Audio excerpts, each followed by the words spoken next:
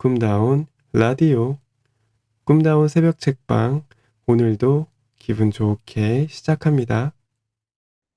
부자가 되지 못하게 만드는 심리. 1990년부터 1999년까지 10년 동안 영국 워릭대 연구팀은 돈이 얼마나 있어야 사람이 행복감을 느끼는가를 연구하고자 매년 영국인 1만 명을 무작위로 추출해 생활 수준과 만족도를 분석하였다. 행복의 정도를 금액으로 측정하는 최초의 분석적 시도였는데 연구팀은 가장 행복감을 느끼게 하는 돈의 액수는 100만 파운드, 약 18억 원이라고 하였다. 국민소득을 감안하면 우리 실정으로는 약 9억 원 수준이다. 연구팀은 100만 파운드의 돈이 있다고 해서 다 행복한 것은 아니고 일에서의 성취감, 만족스러운 결혼 생활, 건강 등이 행복을 결정하는 데 중요한 요인들이라고 결론 지었다. 이런 뻔한 사실을 알아내는데 10년씩이나 소비하다니 하긴 우리나라 교수들의 정부 지원 연구 결과들도 자세히 살펴보면 골 때릴 정도로 가관인 것이 많기야 하지만 그렇다면 돈 문제 이외에는 건강이나 가정이나 직장에 아무런 문제도 없는 사람들에게 돈이 생기면 행복을 느끼게 된다는 말인가? 잠시 동안만 그렇다. 문제 이외에는 걱정 근심이 없는 사람들에게조차 돈이 영원한 행복을 안겨다 주지는 못하는 것일까? 그 이유는 인간 환경은 바뀌면 재빨리 그 새로운 환경을 아주 당연한 것으로 받아들이고는 그 이상을 바라기 때문이다. 이른바 당연심리이다. 전세를 살던 사람이 자기 집을 마련하였을 때의 기쁨이 몇 년 못 가는 것과 마찬가지이다. 시간이 지나면 더 많은 것을 원하게 된다. 게다가 행복은 상대적인 성격을 갖고 있다. 우리는 독립적인 행복을 원하는 것이 아니라 주변의 다른 사람들보다 더 행복해지기를 원한다. 비교 심리이다. 언제나 우리 눈에는 남들이 더 행복해 보이고 남들이 더 행복할 것이라고 가정하기 때문에 스스로를 상대적으로 불행하게 여기게 된다. 특히 주변에 세속적 성공을 거둔 사람들이 있게 되면 주변 사람들이 나를 불행하게 생각할 것이라는 생각을 하며 우려한다. 나는 이것을 주변 인식이라고 부른다. 당연 심리는 개개인에게 상황을 진보시킬 수 있는 동기가 되기도 한다. 내가 나쁘게 보는 것은 비교 심리이다. 부자가 되지 못하는 사람들 대다수가 이 비교 심리가 가져온 소비 때문에 돈을 모으지 못하기 때문이다. 미국에서 조사한 바에 의하면 당신이 1년 만에 11만 달러를 벌고 다른 사람들은 20만 달러를 버는 세계와 당신이 10만 달러를 벌고 다른 사람들은 8만 달러를 버는 세계. 이 두 세계 중 어떤 것을 선택하겠느냐고 물으면 대다수의 미국인은 두 번째 세계를 택한다. 왜 그럴까? 바로 비교 심리 때문이다. 예를 들어 이웃집에서 차를 갖고 있으면 나도 차가 있어야 비슷한 행복을 누린다고 믿는다. 그래서 좀 무리를 하더라도 기어이 차를 사고야 만다. 추석이나 여름휴가 때 중고차 값이 오르는 이유도 사람들에게 비교 심리가 있기 때문이다. 남들 다 자가용 타고 가는데 우리도 그래야 되지 않느냐는 것이다. 게다가 나에게 차가 없으면 남들이 나를 불행하다가 볼까봐 두려워한다. 주변 인식이다. 마치 남들에게 보이기 위해 사는 사람들 같다. 물론 이러한 심리들은 자기가 현재 이 사회에서 잘 나가고 있는지를 평가할 수 있는 방안으로서 스스로를 주변 사람들과 상대적으로 비교하는 심리적 방안으로 볼 수도 있다. 그러나 그 내면 깊은 곳에는 인간이 주변 사람들에게 느끼는 시기심이 생각보다 크게 자리 잡고 있다. 결혼을 코앞에 둔 남녀가 종종 갈라서는 이유 역시 부모들과 당사자들의 비교심리와 주변 인식에 있다. 누구네 집 며느리는 이러이러한 혼수를 해왔는데, 누구누구는 예물로 다이아 1캐럿을 받았는데, 누구누구는 시댁에서 아파트를 사주었다는데, 왜 나는 전세냐? 요즘 세상에 누가 20인치 TV를 보냐? 30인치는 돼야 한다 등등의 모든 갈등이 다 남들에게 지고 싶어 하지 않는 시기심이 빚어낸 것들이다. 그러다 보니 돈이 모일 겨를이 없다. 수입이 조금만 늘어도 쓰고 싶어 안달이 나며 빚까지 진다. 남들이 가진 것들을 자기도 하고 갖고자 하기 때문이다. 혹시라도 그런 상대방을 만났다면 또는 상대방의 집안이 그렇다면 나중에 후회하지 말고 빨리 헤어져라. 이미 결혼을 했다면 아이가 생기기 전에 이혼하는 것이 현명하다. 진정한 부자들은 이 세 가지 심리들을 극복하는 사람들이다. 서울 강남에 있는 금융기관들에 가서 물어보아라. 진짜 알부자들은 전혀 부자같이 보이지 않는다. 사는 곳도 강남에서는 평범한 곳에서 살고 잠바 하나 걸친 사람들이 수십억의 현금을 움직인다. 고 정주영 같은 재벌 1세들의 모습이 TV에 비춰졌을 때 도대체 부자같이 보이던 사람들이 한 명이라도 있었는가? 부자들은 남들이 어떻게 살든 관심이 없다. 흉내내려고 하지 않는다는 말이다. 그들은 현재의 상황이 아무리 좋아도 다시 나빠질 수 있음을 알고 대비하려고 한다. 남들과 비교하며 살지 않는다. 남들이 무엇을 갖고 있건 간에 관심이 없다. 그들은 우선 돈을 모은다. 돈이 쌓이면 그 돈에서 나오는 수익으로 나중에 무엇이든 살 수 있다는 것을 안다. 원금을 건드리지 않고서 말이다. 나 역시 그렇게 살았던 사람이다. 하지만 대부분의 사람들은 위 세 가지 심리 때문에 그 원금이 될 작은 돈들을 먼저 야금야금 갉아먹는다.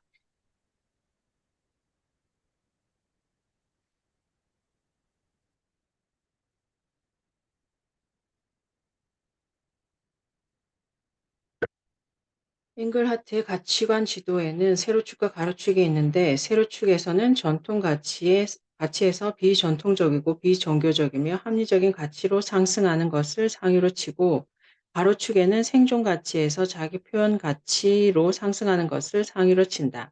여기에서 자기 표현 가치를 오해하지 마라. 그 가치는 명품으로 치장하며 개성을 드러내는 것을 의미하는 것이 전혀 아니다. 그것은 비교 심리와 주변 인식에서 벗어날 때 비로소 독립적으로 형성되는 것이다. 부자들은 대체 어떤 사람들인가? 부자들의 쇼윈도 앞에서 서성이지 말아라. 나는 유명 브랜드에 미친 사람이 결코 아니다. 결혼 직전 처가에서 내 시계를 좋은 것으로 사라고 돈을 주었는데 나는 아내와 같이 청계천 시계 골목에서 심플한 디자인의 저렴한 일지의 세이코 밀수 시계를 각자 하나씩 샀다. 아내는 내가 사준 그 시계의 디자인을 좋아하여 지금도 종종 차고 다닌다. 왜 사람들은 부자도 아니면서 결혼할 때 그렇게 패물에 신경을 쓰고 유명 브랜드 상품에 목을 매면서 부티를 내려고 할까? 남에게 보이기 위함 아닐까? 공산국가들이 붕괴되기 오래전에 마르크스주의는 망할 수밖에 없음을 단언하였던 이데올로기의 종언의 저자 다니엘 벨은 자본주의적 상품 교환에서는 실용성보다 외관이 중심이 된다고 지적한 바 있다. 폼이 나야 한다는 말이다. 이른바 명품을 본떠 만든 가짜들이 팔리는 이유 역시 남에게 보이고자 하는 마음에 있다. 가짜 핸드백이 워낙 정교해 진짜를 사봐야 구분이 안 되기 때문에 정품이 안 팔린다는 세상. 하지만 가짜를 만들어도 진짜와는 눈으로도 쉽게 구분이 되는 값비싼 시계 같은 것들은 오히려 진품이 더 잘 팔린다는 세상. 바쉐론, 콘스탄틴, 피아제 등 다이아몬드를 주렁주렁 박은 시계를 사는 사람들이 돈 많은 사람들이라면 나는 아무 소리 하지 않는다. 아니, 오히려 잘 샀다고 말할 것이다. 문제는 부자가 아닌 사람들, 부자가 되려고 하는 사람들이다. 값싼 시계를 차고 다니면 손목이 부끄러워지기라도 하는 것일까? 어느 신문에서 친구들과 명품 개를 한다는 여대생이 이런 말을 한 것을 읽었다. 요즘엔 겨울철이라도 반팔티나 블라우스 위에 외투를 걸치고 다니는 차림이 많다. 실내 생활이 늘어났기 때문이다. 그만큼 시계를 상대방에게 보일 기회가 늘어난다. 이제 개라도 해서 까르띠에 탱크 시계를 구입하는 것은 사치가 아니라 트렌드다. 트렌드? 트렌드 좋아하네. 트렌드가 밥 먹여주냐? 라이프 스타일을 유지하기 위한 투자라고? 꼴값에 지랄들 떨고 있네. 그게 아니다. 판매자의 상술에 놀아나 혼이 빠져있기 때문이다. 사람들은 상품을 사는 것이 아니라 판매자가 덮어씌운 이미지에 현혹된다. 수많은 사람들의 상품들의 매혹적이고 아름다운 이미지들이 광고를 통해 쏟아져 나오면서 사람들을 세뇌시킨다. 그래서 넥타이 하나를 사더라도 자기 자신의 느낌이 아니라 그 넥타이 뒷면의 상표를 더 중요시한다. 하지만 당신이라는 인격체는 당신이 소유한 상품과 동격이 절대 아니다. 나는 상품이 주는 그 어떤 이미지보다 나 자신의 판단을 더 소중히 여긴다. 나는 사람들이 아무리 갖고 싶어 하는 명품이라고 할지라도 그 흔한 버버리 제품 하나 없고 롤렉스 오메가 시계도 없으며 조지오 아르마니 양복도 없다. 그 디자인이나 질감이 내 마음에 들지 않기 때문이다. 내가 갖고 있는 물품들 중 명품으로 볼 수 있는 것은 몽블랑 만년필들과 워터맨 만년필, 던힐 라이터, 금속재 불가리 시계, 뭐 그 정도다. 아참, 가짜 롤렉스 시계도 하나 있는데 어느 스승의 날 나를 스승으로 여기던 예전 직원이 금속 디자인이 나와 잘 어울린다고 선물로 준 것이다. 그런데도 사람들은 내가 걸치고 다니는 것들은 모두 유명 브랜드 제품으로 믿는다. 1만 원짜리 시계들도 즐겨 차고 다니는데 말이다.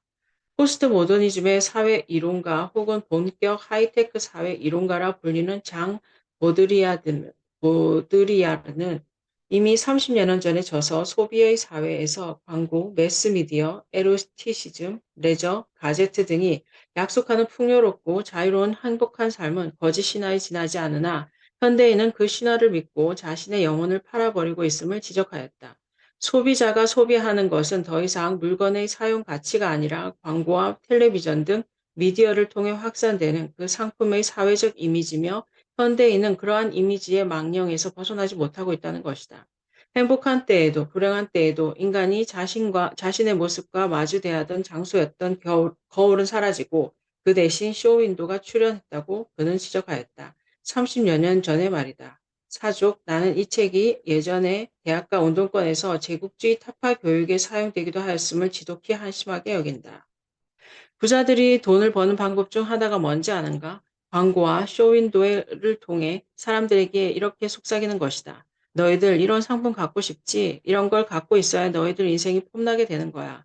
이 모델들 좀 보렴. 얼마나 아름답고 폼나니? 이게 다 이 물건 덕분이야. 그러니 너희들도 한번 구입해봐. 다른 사람들이 너희를 얼마나 부러워할까? 돈이 없다고? 카드 긁으면 되잖아. 얼마나 좋니? 카드 회사에서 12개월 무이자 할부도 해준다는데. 무이자 행사 기간이 끝나서 이자는 내야 한다고? 그깟 놈의 이자가 문제겠니? 사람이 쫀쫀하게 살면 안 되는 거야. 좀 대범해야지. 이자 걱정하지 말고 너희의 인격이 올라간다는 것을 생각해봐. 품위도 생기는 것 아니겠어? 그러니 결단을 내려. 빨리. 아무나 가질 수 있는 게 아니라니까. 대한민국 1%만 가질 수 있다니까. 그래도 이번 달 지출이 계획보다 늘어난다고? 사람이 왜 그러니? 다음 달에 절약하면 될 걸 가지고 말이야. 게다가 2달 후면 보너스도 나올 예정이잖아. 뭘 그렇게 걱정하니? 세이노라는 사람도 걱정은 10분만 하라고 그랬다더라. 벌써 10분 지났다. 그러니 이제 걱정 그만하고 지금 구입하렴. 응? 너희들도 이 모델들처럼 완전 킹카가 된다고. 퀸카 된다니까 그러네. 부자들은 이렇게 속삭이면서 다른 사람들의 호주머니를 노리는데 귀신이다. 정작 자기들은 졸부가 아닌 한 그런 속삭임에는 넘어가지 않는다.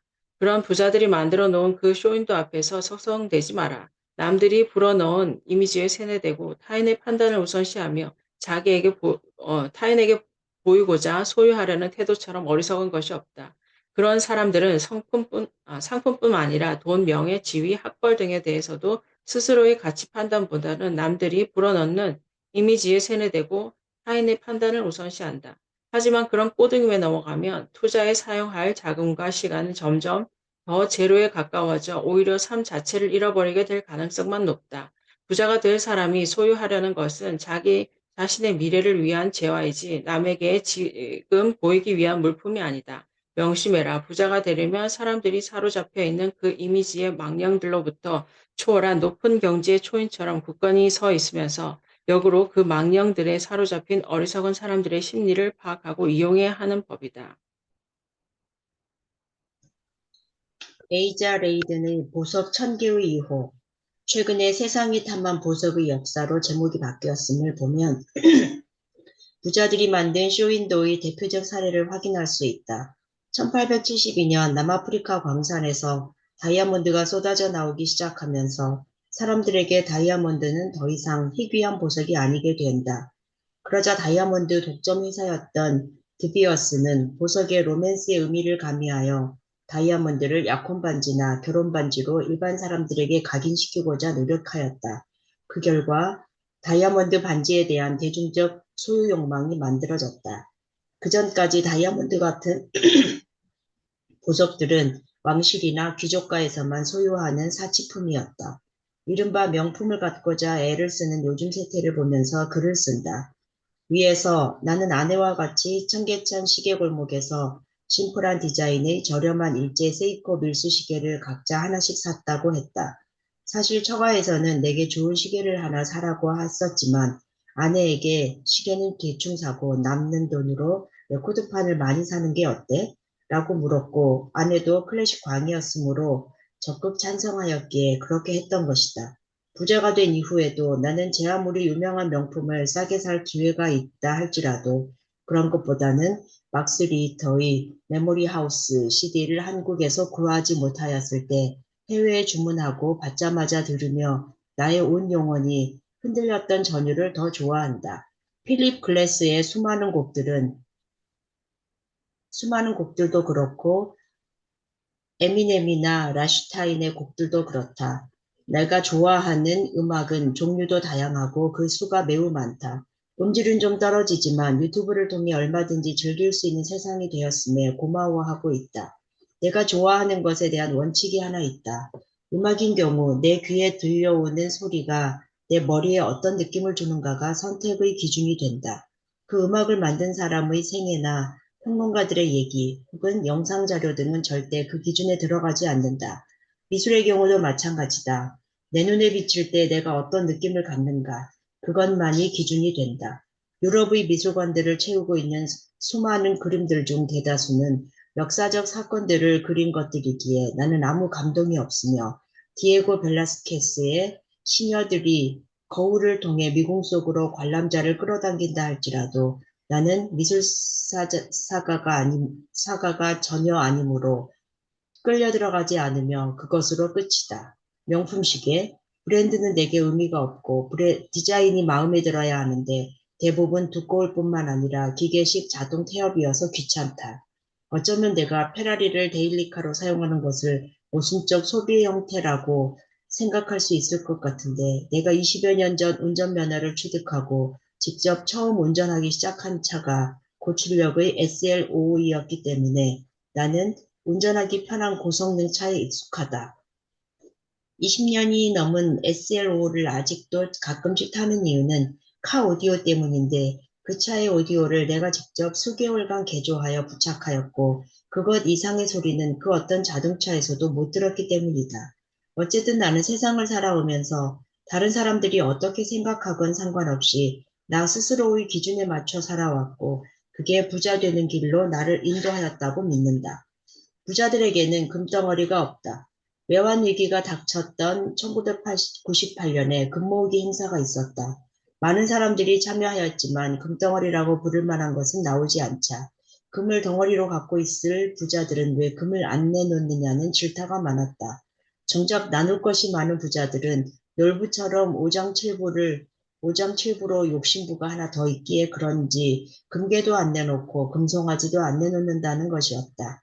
명심해라. 그런 글을 언론에 쓰고 방송에서 보도하는 방송 작가나 드라마 작가, 기자, 앵커 등등이 실제로 부자들에 대하여 아는 사람들은 아니라는 사실을.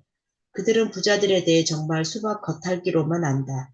과연 진짜 부자들이 금은보화를 많이 갖고 있을까? 졸부라면 그럴지도 모른다. 졸부를 영어로 머쉬룸, 부자라고 하는데 비가 온 뒤에 버섯처럼 갑자기 확 피어났다는 뜻이다. 이런 부자들은 투자와 수익에 대한 개념이 희박하다. 투자와 수익을 따지며 부자가 된 사람들이 과연 금덩어리를 갖고 있을까? 외환 위기 당시 초등학생이었던 딸아이가 내게 물었다. 우리 집은 부자인데 왜 금반지 하나 제대로 없어? 기축통화이던 금은 1971년 닉슨 미 대통령이 달러와 금의 태환 정지를 전격 선언하면서 세계 통화시장에서 퇴장하였다.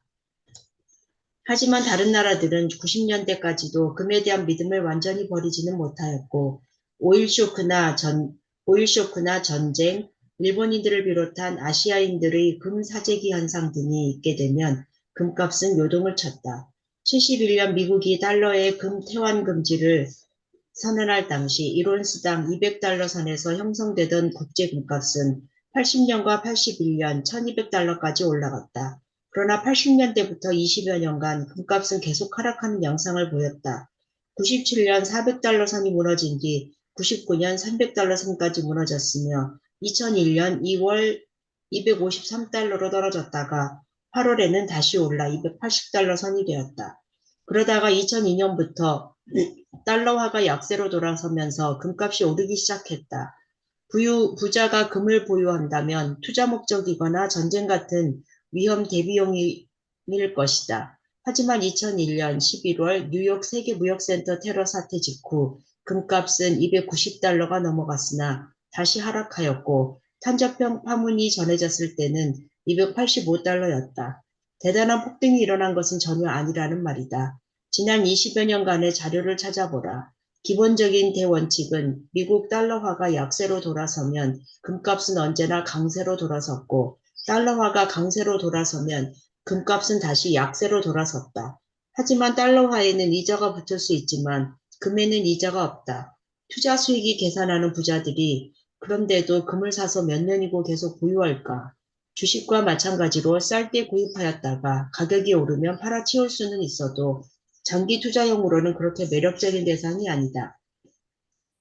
게다가 금을 사고 팔 때는 언제나 수수료까지 붙는다. 또한 전쟁터에서 금덩어리로 하는 몰물 교환은 언제나 금을 가진 사람이 손해를 보게 되어 있다.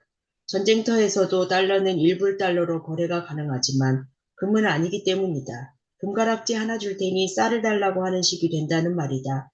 상속을 위한 방편으로 금을 사둘 수 있지 않겠느냐고? 아니, 현금을 이자까지 받아가며 숨길 수 있는 방법이 지천에 널려 있는데 왜 금을 모유한단 말인가?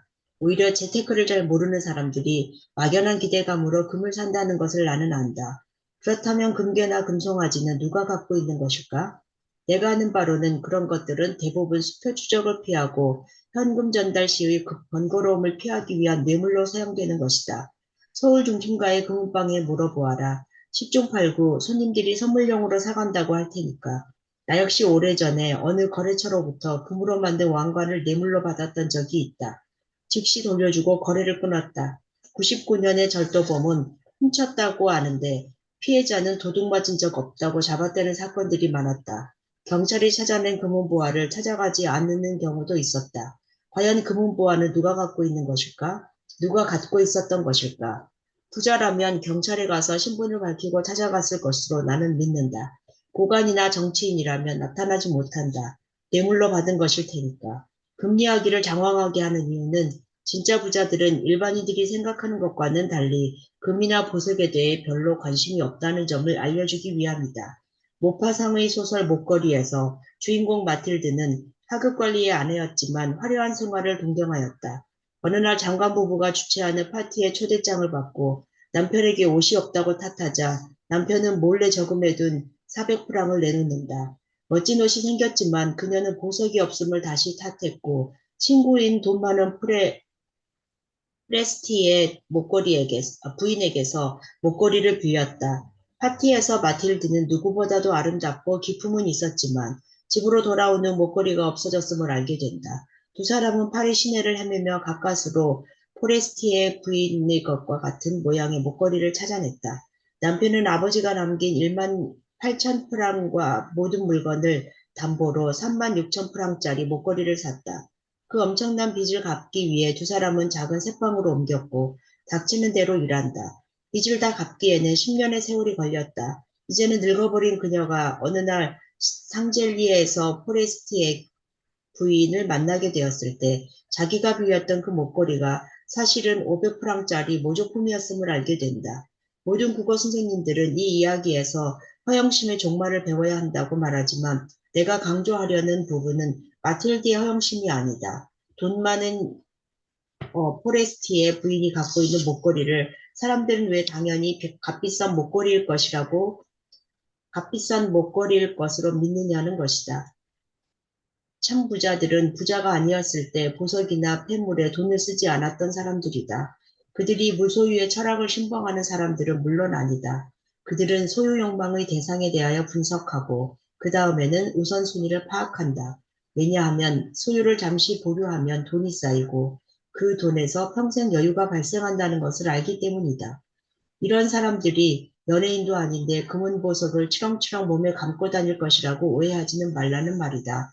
내 아내는 어떨까? 부모도 없고 형제 자매라고 몇 있지만 모두 미국에서 산다고 그러고 일가 친척도 없고 학벌도 뭐 보잘것없고 미남도 아니고 근육질도 아니고 키가 큰 것도 아니고 칼 같은 성격에다가 빚도 왕창 있다고 하는 나이 30의 남자를 그저 자기처럼 음악을 좋아하는 클래식 음악들로 내가 유혹을 좀 했다. 시티보이라는 이유로 나에게 프로포즈한 여자가 보석이나 명품을 좋아했을 리 있겠는가?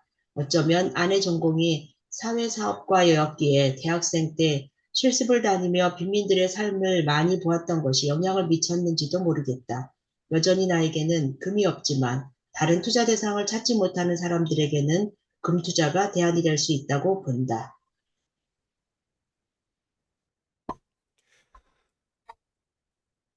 부자는 불행한 도둑놈이 아니다.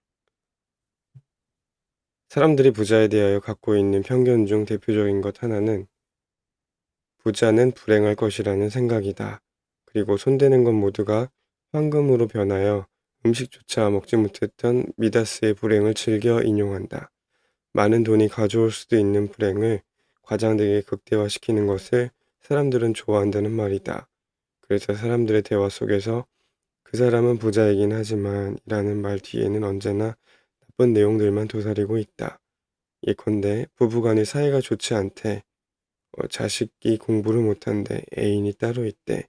성격이 괴팍하대. 당뇨에 고혈압이 이래. 탈세를 하였대.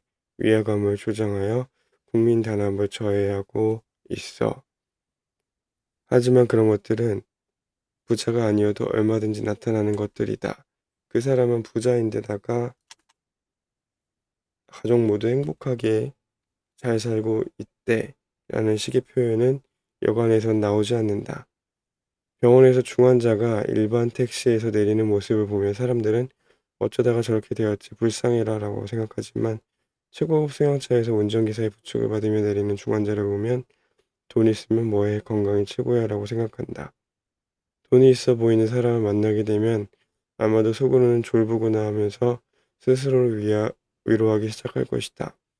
언젠가 어느 유명인이 자기 승용차 안에서 여자를 강간한 혐의로 구속되었을 때 언론 매체들은 그가 자신의 승용차 안에서 그랬다고 말하지 않았다. 거의 대부분 방송, 신문, 라디오 매체들이 이구동성으로 자신의 벤츠 승용차 안에서 그랬다라고 말했다. 왜 벤츠라는 것을 친절히 알려주는 것일까? 부자들에 대한 시기와 함께 있는 놈들은 원래 이래라는 식의 편견이 기자들의 마음속에 숨어 있기 때문은 아닐까? 언젠가 이런 글을 읽은 적이 있다. 땡볕 속에 땀 흘리며 일을 마친 후에 시원한 막걸리를 한잔하면서 시시콜콜 마음을 털어놓을 친구가 있고 두 다리 쭉 뻗고 단잠을 자는 사람이 첨단 보안 장치 속에서 안전을 구걸하는 부자, 내일의 주가, 내일의 환율, 내일의 사업을 걱정을 잠드는 부자보다 더 행복할 수 있다. 전적으로 맞는 말이다. 하지만 당신이 부자에 대하여 도대체 얼마나 알고 있다고 그렇게 단정한단 말인가? 부자로 살아보기라도 했다는 말인가? 부자에게는 시시콜콜 마음을 털어놓을 친구가 없으며 부자는 두 다리 쭉 뻗고 단잠을 자지 못한다고 생각하는 근거는 무엇인가? 왜 부자가 안전을 구걸한다고 믿으며 왜 부자가 주가, 환율, 사업 걱정 때문에 잠들지 못할 것이라고 생각하는가? 진짜 부자들은 경비 시스템이 철저한 곳에서 살고 있기에 안전이 보장되어 있고 주가 때문에 잠 못 이루는 사람들은 부자가 아니라 대박 환상에 빠진 개미 투자자들이며 환율이나 사업 걱정을 하는 정도라면 재산이 많지 않은 사람들이다. 이런 글을 읽은 적도 있다. 돈으로 살 수 있는 것이 많아질수록 인간관계에서 특히 가족 간의 정은 더 메말라가고 모든 것을 돈으로 계산하여 가치를 비교하는 습관이 생겨 삶이 더 척박해진다. 왜 사람들은 부자의 가족들은 정이 메말라 있다고 생각할까? 왜 부자의 가족들이 다 같이 연주회장 특석에 앉아 공연을 즐기는 모습이나 해외 리조트 호텔에서 여유롭게 가족 휴가를 보내는 모습 따위는 없다고 생각하는 것일까? 연속곡 드라마나 작가나 소설가, 시인, 기자, 방송작가 등이 부자도 아닌데 왜 그들이 추측하여 그려내는 모습들을 부자 가족의 삶으로 믿는 것일까? 왜 부자의 인간관계는 척박하다고 믿는 것일까?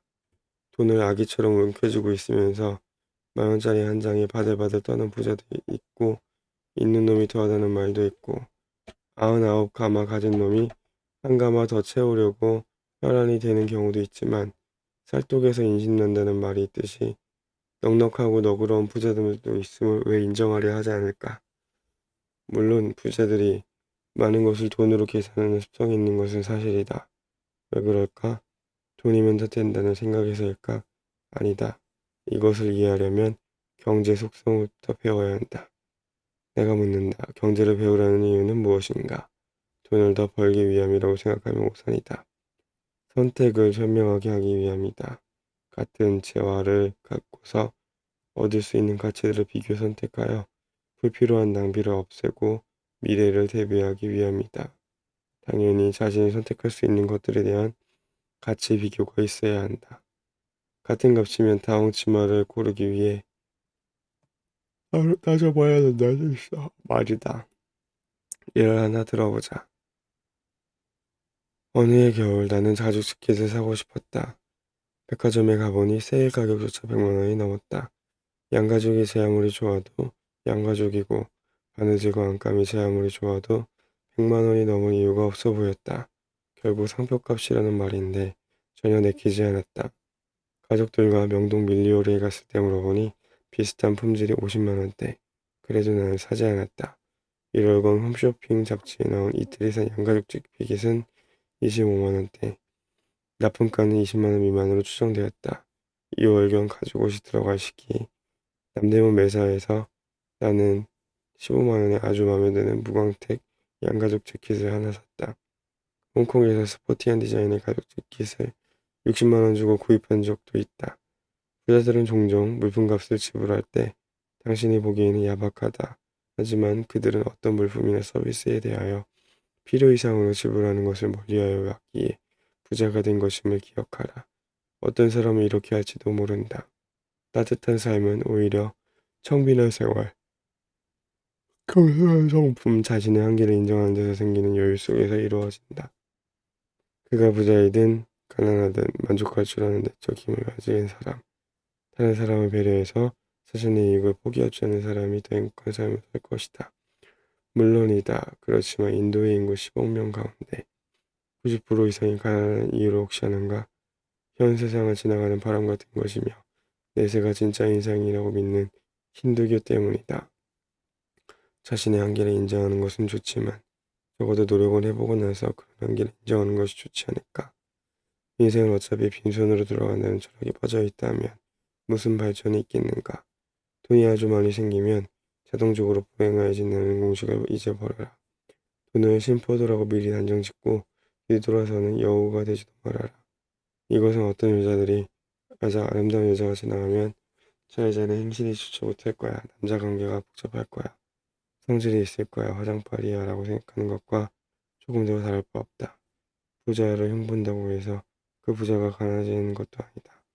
넉넉하진 않지만 행복하게 살 수도 있듯이 돈이 많아도 행복하게 살 수도 있다. 당신도 부자가 되면 가족들과 행복하게 잘 살겠다는 것이 목표이지 않는가? 부자들을 모두 다 부정한 방법으로 부자가 되었다고 매도하거나 모두가 다 도둑놈들이라고 몰아붙이지도 말라. 물론 이 사회에는 정치적 혈탁이나 부정한 방법을 써서 부자가 된 사람들이 많다. 실제로 그런 사람들이 한두 명이 아니다. 그래서 남들보다 몇십 배 노력하여 세금을 다 내고 떳떳하게 부자가 된 사람들이 보통 사람들 머릿속엔 존재하지 않는다. 왜 그럴까? 신문이나 방송에 나오는 부자들이 모두 어떤 부정한 사건과 연루되어 보도되는 부자들이기 때문이다. 남을 떳떳하게 돈을 번 부자들이 언론에 보도되지 않는다고 해서 그런 부자들은 없다고 믿는다면 언론에 보도되는 흉악범들은 모두 다 부자가 아니므로 부자가 아닌 사람들은 모두 흉악범이라고 생각하는 것과 다를 바 없다. 부자들을 일자무식 짱돌뱅이로 여기는 어리석음도 버려라. 2000년도 삼성전자 등기이사 20명에게 지급된 보수는 298억 원으로 1인당 평균 14억 9천만 원으로 나타났다. 사회이사 6명을 빼면 사내이사 평균 보수는 20억인 가량으로 알려졌다. 이들은 대한민국 대표적인 엘리트 부자계층이다. 일자무식이 전혀 아니며 당신보다 훨씬 더 엘리트란 말이다. 중요한 사실은 부자들을 불행한 도둑놈이라고 믿는 대다수 사람들이 내심으로는 부자가 되고 싶어 한다는 점이다. 참 부자들까지도 모두 다 도둑으로 생각하고 불행한 삶을 소유자라고 생각한다면 사람들은 왜 부자가 되려는 것일까? 사람들 머릿속에 부자는 불행한 도둑놈이라는 공식에 박혀있는 한 부자가 되려고 하는 것은 곧 똑같이 불행한 도둑놈이 되겠다는 생각을 하는 것이나 마찬가지 아닐까? 이런 사원이들이 문제 사원들이다 반드시 읽어라 라는 책에 이러한 말이 나온다. 사원이 과장의 생각을 하면 과장이 될 자질이 있는 것이며 부장의 생각을 하면 부장이 될 수 있는 수준이고 사장의 생각을 하면 사장이 될 자격을 갖고 있는 것이다. 부유하다는 것이 죄는 아니다. 고급 수용차 뒷좌석에 앉은 사람들이 모두 다 도둑으로 보인다면 당신은 결코 부자 될 가능성이 없다고 해도 과언이 아니다. 진정 부자가 되고 싶은가? 그렇다면 이제는 부자에 대해 억측하지 말라. 명심해라. 부자들에 대한 수많은 책들이 사실은 부자들이 쓴 고백서는 아니라는 사실을. 그러므로 부자들의 삶을 강 건너에서 바라보고 추측하여 쓴 책들은 그 어느 것이든 무시하여라. 사람들은 자기들이 이해하지 못하는 대상에 대해서는 억측만 하면서 아는 체하기 마련이다. 영화 파인딩 포레스터에서 주인공으로 나오는 션 코네리가 하는 말이다. 참 부자들의 생각과 마음을 배워라. 부자들은 돈독이 들어 부자가 된 사람들이 아니다. 무슨 일을 하건 간에 시간과 노력을 아낌없이 투자하여 다른 사람과 차별화를 가져올 때 부자가 되어나는 것이다. 그들은 그 과정에서 환희를 느끼며 살아온 사람들이며 당신의 생각과는 달리 전혀 불행하지도 않고 도둑놈도 아니다. 부자들에게는 가소비가 없다. 부자가 되는 것을 방해하는 가장 큰 암초는 수입의 상당 부분을 가소비하는 생활 태도이다. 흔히 가소비에는 세 가지가 있다고 한다. 부유층의 가소비, 중산층의 모방 소비, 하류층의 자포자기식 실망 소비가 그것이다. 하지만 가소비가 능력 이상의 소비를 의미하는 이상 부유층의 가소비라는 것은 존재하지 않는다. 가소비는 부자들이 하는 게 아니다. 부자도 아니면서 졸부들을 따라하는 사람들이 분수 이상으로 소비하는 것이 가소비다. 나는 한 번도 부자들이 수입보다 더 많은 지출을 하며 카드빚에 시달린다는 말을 들어본 적이 없다. 능력에 따라 소비하는 것은 전혀 문제가 되지 않는다. 때로는 능력에 맞지 않게 소비하였지만 과소비라고 보기 어려운 경우도 있다. 이를테면 여행을 좋아하기 때문에 평소에 먹고 입는 것에 거의 거짓 수준으로 살면서 엄청나게 절약하고 그렇게 모은 돈으로 해외여행을 떠난 사람들을 나는 가소비를 한 사람이라고 비난하지 않는다. 오히려 멋지게 사는 사람이라고 믿는다. 술, 담배를 모두 끊고 그 돈으로 자기가 좋아하는 취미에 몰두하거나 이웃사랑에 사용하는 사람 역시 삶을 지혜롭게 살 줄 아는 사람 아니겠는가? 내가 가소비라고 단정하는 것은 일상생활에서 입고, 걸치고, 마시고, 먹고, 놀고, 타는 데 있어서 갖가지 그럴듯한 핑계를 대며 이루어지는 중산층의 모방 소비와 하루치게 실망 소비이다. 능력도 없는데 부자들의 소비를 흉내낸다. 재미있는 사실은 바로 그러한 소비가 부자들을 더욱더 부자로 만들어준다는 점이다. 왜냐하면 그들이 소비하는 것의 대다수가 실은 부자들이 만들어 놓은 사업체들에서 나오는 것들이기 때문이다. 사제오 서울대 사회심리학 교수는 심리학적으로 가소비 성향은 권력 욕구에서 나온다고 하면서 분수에 맞지 않게 가소비를 하는 것은 자신이 힘을 가졌다는 짜릿한 맛을 즐기기 위함이라고 희귀한 물건을 사오는 것은 권력 욕구의 본질이 남에게 깊은 인상을 남기려는 데 있기 때문이라고 하였다. 많은 수의 신용카드를 소유하는 경향 역시 그것을 뽐낼 일로 생각할 뿐 아니라 그 카드로 호기 있게 돈을 쓸 수 있기 때문이라는 것이다. 가소비에 대한 또 다른 관점은 애리조나 대학 경영대학원의 에릭 린드 플레이시 박사팀이 1997년에 발표한 논문에서 찾아볼 수 있다. 그 논문은 부모가 이혼한 가정의 젊은이들은 물질적 가치를 높게 평가하고 충동 구매를 하는 경향이 있음을 밝힌다. 소비벽이 심한 사람에게 우선적으로 필요한 것은 물건이나 돈이 아니라 진실되고 따뜻한 인간관계라는 말이다. 버는 족족 돈을 쓰느라고 통장에 돈이 쌓이지 않는다고? 카드빚만 계속 쌓인다고? 그렇다면 당신은 진실된 인간관계가 뭔지도 모르고 그저 남들 앞에서 우쭐거리고 싶어하는 허세만 강한 정신적 미숙아일 수도 있다. 부자가 되고 싶어하는 사람에게 있어서 어떤 소비가 가소비인지 아닌지를 판단하여 주는 기준은 오직 하나이다. 자기 개발을 위한 지출이었는가 아닌가 하는 것이다. 기분 내느라고 사용했는가? 라이프 스타일 유지, 굿. 문화생활을 하고자, 휴가를 즐기고자 나는 그 모든 것을 과소비로 몰아붙인다.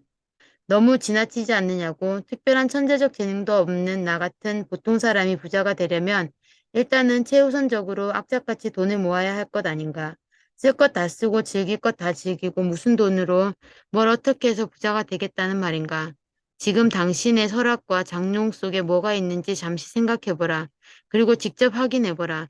평상시에는 기억조차 나지 않는 것들을 당신이 상당히 많이 갖고 있음을 알 것이다. 그것들을 살 때 갖고 싶어 샀을 텐데 왜 지금은 기억조차 나지 않는 것일까? 없어도 될 것들을 구입하였기 때문 아닐까? 없어도 되는 것을 구입하는 그 헛된 행동에서 벗어나려면 제일 먼저 신용카드를 없애버려라. 당신에게 꿈을 주고 당신을 세상에서 당당하게 만들어주는 카드. 당신에게 겁을 주고 삶을 텅 비게 만드는 카드만 있을 뿐이다. 언제나 앞서가는 카드. 빚에 있어서 앞서갈 것이다. 당신에게 돈을 되돌려주는 카드. 원숭이같이 조삼모사를 기뻐하지 말라. 여러분 부자 되세요. 당신이 카드를 많이 쓸 때 부자가 되는 것은 그 카드 회사이고 그 회사 직원들이지 당신이 절대 아니다. 프랜시스 후쿠야마는 역사의 종말에서 이제 역사는 자본주의적 시장 경제를 끝으로 더 이상 진보할 수 없는 완성된 상태에 도달했다고 말했다. 그는 자유민주주의 사회가 지향하는 누구나 다 평등한 사회는 니체가 말하는 노예의 사회나 다름없는 문제를 안고 있으며 평등에서 벗어나려는 욕망은 역으로 자유민주주의 사회에 반항하는 위험 요소를 갖고 있다고 지적한다. 맞는 말이다. 모두가 평등하게 잘 사는 사회를 꿈꾸지 말라. 그리고 명심해라. 시장 경제에 대한 대안이 없는 상황에서 당신이 돈을 어디에 사용하고 어떻게 모으는가 하는 것은 당신이 얼마나 신중하게 자기 삶을 꾸려나가고 있는지를 보여주는 잣대가 된다는 사실을 말이다. 실화를 바탕으로 한 영화 올더머니에서 세계 최초 부자였던 폴 게티가 유럽의 특급 호텔 최고 등급 스위트룸에서 자기 옷을 빨아 욕실에 널어놓은 장면을 보고 엄청 웃었는데 나도 그랬기 때문이다. 호텔 얘기가 나와서 덧붙이는 글. 나는 해외 출장에 옷이 구깃구깃하면 다음과 같은 방법을 쓴다. 먼저 구겨진 옷들을 욕실에 제주껏 걸어놓은 후 샤워기를 높은 곳으로 이동시킨다. 그런 다음 물을 가장 높은 온도로 틀어놓은 뒤 문을 닫고 나와 욕실 전등 스위치를 끈다. 30분 후에 욕실로 들어가면 안에 수증기가 가득 차 있을 텐데 그때 물을 잠그고 전등을 다시 켜면 환풍기도 가중되면서 수증기는 곧 빠져나간다. 그러면 놓았던 옷들의 수증기가 스며들어 주름이 모두 사라지고 그대로 놓아두면 옷은 다리지 않고도 아침에 그냥 입을 수 있다.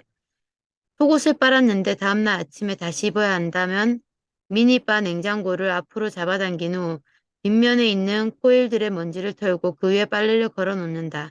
그리고 냉장고 문을 조금 열어놓으면 컴프레서가 계속 돌면서 코일이 뜨거워져서 빨래가 마른다. 또는 책상 위에 스탠드 전등이 있다면 그 전등갓 위에 빨래를 덮고 마르지 않은 부분은 아침에 헤어드라이로 말린다. 빨리 자야 하는데 이불이 차가운 경우에는 이불을 조금씩 손으로 들어 올리고 헤어드라이어로 가장 더운 바람을 골고루 불어넣는다. 드라이어가 욕실 벽에 붙어 있는 경우는 잠옷 속에 더운 바람을 불어넣은 뒤 입는다. 있는 놈들은 돈을 어디에 얼마나 펑펑 쓸까? 사람들은 흔히 있는 놈들은 돈을 펑펑 쓴다고 믿는다. 하지만 그저 일하는 것이 취미이거나 그저 돈 모으는 것이 유일한 즐거움인 부자들 중에는 10,000원 한 장 쓰는데도 바들바들 떠는 사람들도 있다. 과연 한국에서 최고 부자들은 돈을 어디에 얼마나 펑펑 쓸 수 있을까? 우선 최고급 주택을 구입하는 데에는 얼마나 들까? 2004년도 발표 국세청 기준 시가가 강남구 도곡동 타워팰리스의 가장 큰 100평 형태보다도 더 비싼 강남의 힐데스하임, 트라움하우스 같은 160평 형태 이상의 공동주택 내부 시설은 특급 호텔 수준 정도이지만 적어도 내 기준으로 볼 때는 언론에서 보도되었듯 요란 뻑적지근한 곳은 전혀 아니다.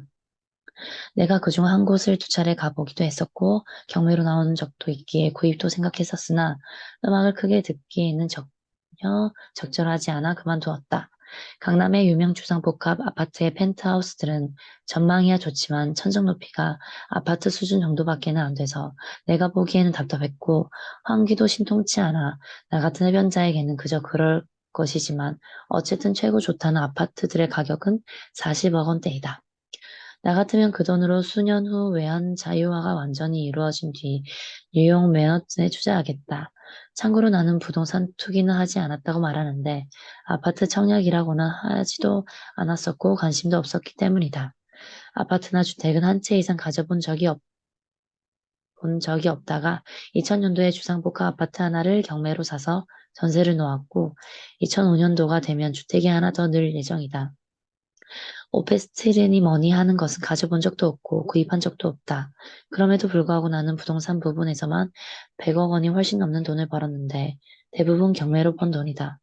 열심히 공부해서 경매에 참여한 것이 부동산 투기는 아니지 않는가. 아참, 욕먹을 짓을 한 번 한 적이 있다. 용인에 농지를 샀던 적이 있는데 도대체 주민등록을 위장 전입하고 농민 흉내를 내지 않으면 합법적으로 소유할 수 있는 방법이 없어서 등기를 하지 못한 채 고민하다가 위장 전입을 하는 것이 내키지 않아 그냥 팔아버렸는데 이게 이른바 미등기 전매이다. 양도소득세를 안 냈으니까 말이다. 너무 욕하지는 말아라. 그 대신 안 내도 될 세금을 더 많이 말없이 냈으니까 말이다.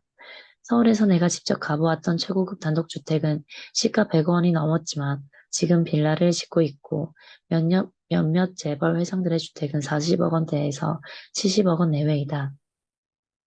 벤츠 마이바흐 자동차는 수입을 한다면 8에서 10억 원대 수준이지만 자동차 구입비는 회사에서 처리하고 그 뒤 몇 년간 감가상각으로 처리하거나 리스로 구입하여 그 경비를 비용으로 처리하면 된다. 최고급 골프장 회원권은 5, 6억 수준이지만 이것도 법인에서 처리할 수 있다. 최고급 별장은 2에서 30억 원 수준이면 되지 않을까 싶은데 이것을 법인에서 처리하려면 법을 위반하여야 한다. 가족 생활비는 어느 정도나 될까? 1년에 몇억 정도면 뒤집어 쓰지 않을까? 자, 또 뭐가 필요할까?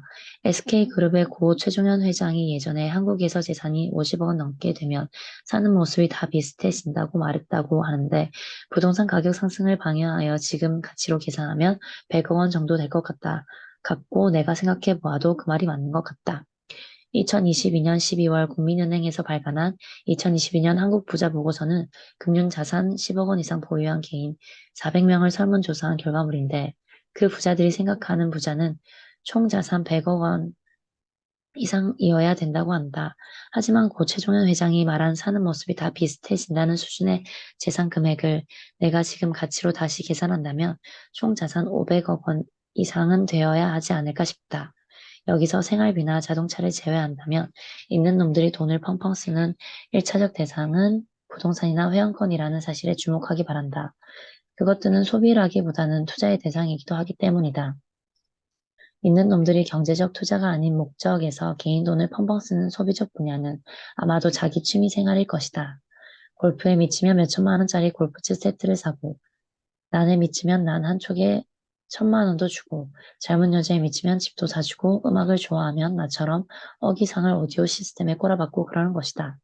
젊은 여자 좋아하는 것은 취미생활이라 볼 수 없지만 내 주변의 백만장자들, 한국에서는 100억 원대에서 1,000억 원대를 살펴보면 어릴 때부터 풍족하게 살았고 많은 재산을 물려받은 가부 2세들이 이쪽에 밝다. 예를 들어 내가 아는 51세 어느 가부 2세는 아직도 여자 2명에게 따로 살림을 차려주고 요일마다 찾아가는 여자가 다르다. 정력도 좋아. 하지만 내가 아는 어느 50대의 가부 2세는 근검절약으로 살아오신 아버지의 역량으로 철저히 절약하며 사는데 내가 종종 그에게 하는 말이 자식 좋은 일만 시키지 말고 돈 좀 써라이다. 국내 어느 유명 재벌 2세는 여러 대의 최고급 스포츠 카드를 갖고 있는데 모두 관계회사의 자산이며 내가 어림짐작으로 계산하여 보아도 몇십억 원은 되는 것 같다. 10억 원짜리로 조금은 뻥튀기 되어 알려진 어느 수입 스포츠카가 국내에서 팔렸다고 하지만 좀 의심스럽고 자동차 같은 것이야 회사에서 처리할 수 있으므로 개인 돈의 소비라고 보기 어렵다. 어쨌든 무슨 취미이건 간에 그것도 몇 년 해보면 시들시들해진다. 미국 로체스터대 심리학과 리처드 양 교수는 상품을 통해 더 많은 만족을 추구할수록 발견하는 것은 더 적어질 뿐이며 만족감은 반감기가 짧고 빠르게 사라진다고 하였다. 소유가 주는 만족감은 곧 사라지는 기쁨이라는 말이다. 더 이상 소유하고 싶은 것이 없을 때 부자는 허탈해진다. 나 역시 비슷한 경험을 한 적이 있다. 음악 감상을 좋아하기에 처음에는 오디오를 업그레이드 시킬 때마다 행복해하였다. 그러다가 억대 오디오를 바꾸었더니 얼마 안 가 기계 자체에 대한 관심은 시들해졌다. 30대에는 처음으로 벤츠도 샀다. 그 당시에는 수입 자동차 세금이 지금보다 훨씬 많았었기에 상당한 돈이 소요되었다. 그런데 막상 그 차의 뒷좌석에 처음 앉고 나서부터 몇 개월간 우울증이 시달렸다. 왜 내가 우울증에 걸렸을까? 더 이상 갖고 싶은 것이 없어졌던 것이다. 수천 년 전 모든 것을 다 갖고 있었던 솔로몬 왕이 헛되고 헛되니 모든 것이 헛되도다고 탄식하였던 이유도 소유가 주는 기쁨이 종식되었기 때문일 것이다. 어떤 독자의 말, 그렇게 헛되고 헛되도다라고 말하게 되어도 좋으니 돈이 정말 많았으면 좋겠다. 나의 대답 100% 이해한다. 허탈감과 공허함을 극복하지 못하는 돈은 그 소유자의 삶에서 무의미한 것이 되고 만다. 괴테의 말대로 가진 것이 많다는 것은 그 뜻을 깨닫지 못하는 사람에게는 무거운 짐일 수도 있다. 소유가 주는 만족감을 채울 만한 것이 더 이상 없게 되면 권력이나 명예에 집착하기도 하고 더 큰 자극과 쾌락을 찾아 도박이나 마약의 유혹에 빠져드는 경우도 있다. 중요한 것은 갖고 싶은 것이 없는 부자 수준이 되면 소유 자체에 대해 어느 정도는 초월하게 된다는 사실이다. 백화점에서 수천만 원씩 주고 밍크코트를 사거나 명품 쇼핑에 열을 올리는 사람들은 어떻게 된 것이냐고? 쇼핑하는데 돈을 펑펑 쓰는 사람들이 진짜 부자일 리가 없다. 공허함 때문에 쇼핑 중독에 걸리는 부자들도 분명 있는 것은 사실이지만 돈을 피땀 흘려 벌게 되면 짜장면 한 그릇 사 먹는 것도 아까운 법이고 부자가 되려면 우선은 구두쇠 같은 소비 자세를 갖추어야 하는데 그런 소비 생활이 부자가 되었다고 하루아침에 낭비적으로 바뀌지는 않기 때문이다. 돈을 펑펑 쓰는 사람들은 대부분 2세들과 졸부들이며 그들의 낭비벽을 비난하면 안 된다. 그들이 돈을 써야 돈이 돈다는 경제 원칙을 잊지 말아라. 미국의 백만 장자들은 10여년간 연구한 토마스 스탠리 박사와 윌리엄 덴코 박사가 이웃집 백만 장자에서 부자들의 공통적 요소 중 가장 두드러진 것으로 밝힌 건 역시 그들이 수입보다 상당히 낮은 수준으로 생활을 하여 왔다는 사실이다. 자동차를 예를 들어 설명하면 백만장자들의 54.3%는 갖가지 정보를 토대로 가장 싼 가격의 차를 구입했고 그 가운데 3분의 1 이상은 중고차를 구입했다.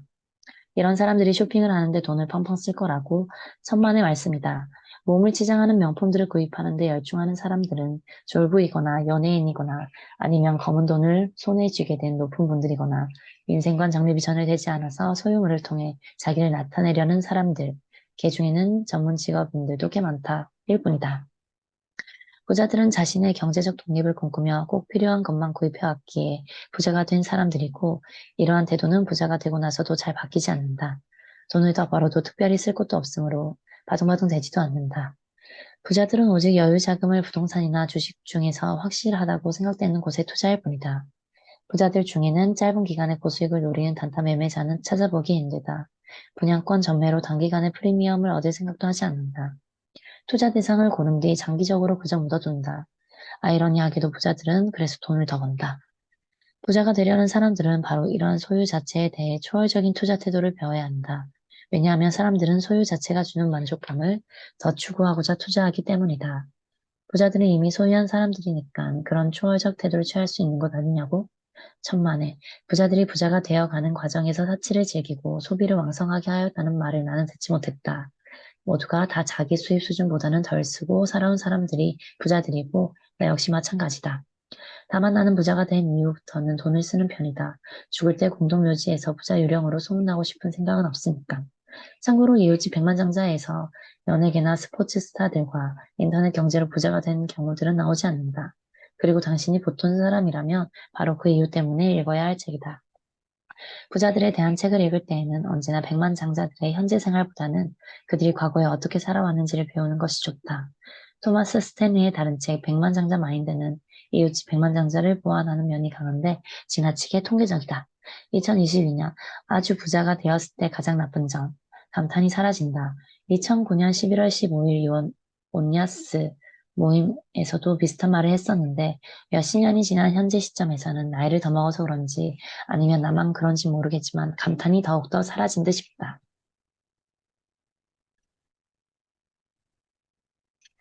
여기까지 해야 될 것 같아. 뒤에 너무 길어요.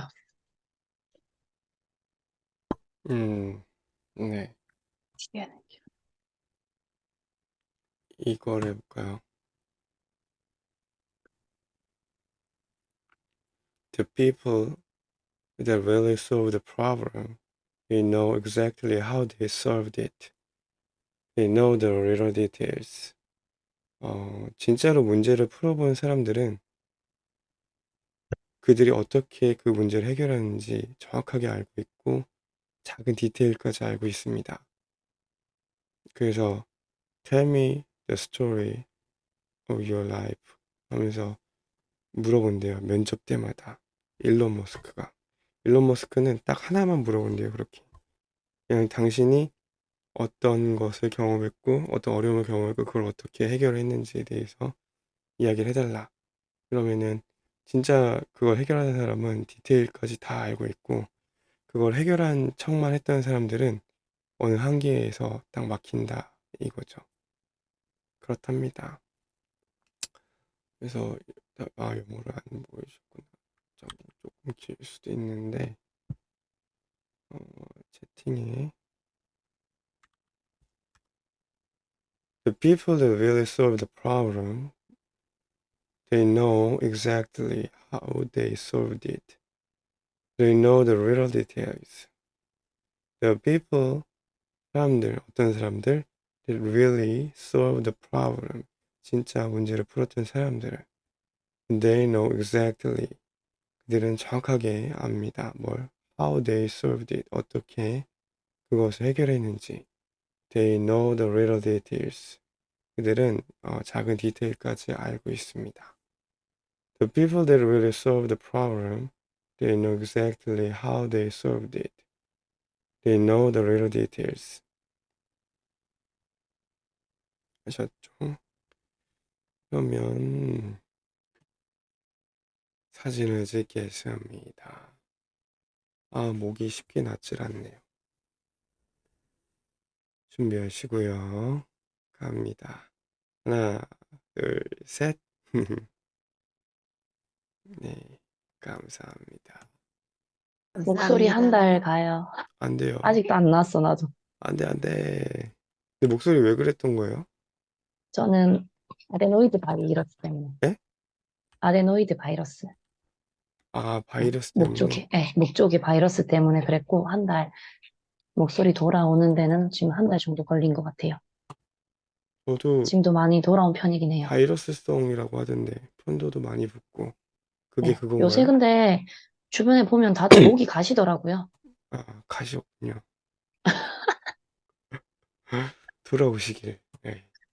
빗 나간 목소리 얼른 돌아오시길 바라면서 마치겠습니다. 좋은 날 되세요. 감사합니다. 좋은 하루 되세요.